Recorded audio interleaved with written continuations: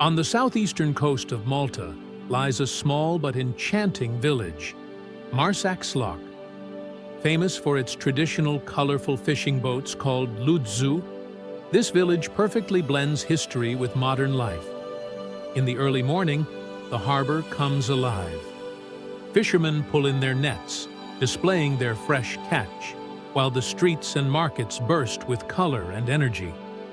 Every corner is picture perfect, from the vibrant boats and historic stone houses to the sunlight reflecting off the water. Marsaxlokk is not just about scenery, it's also a cultural experience.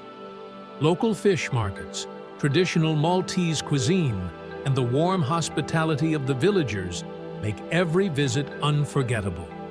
In the evening, the sun paints the harbor golden, and the colorful boats mirror the sky, turning the village into a living painting.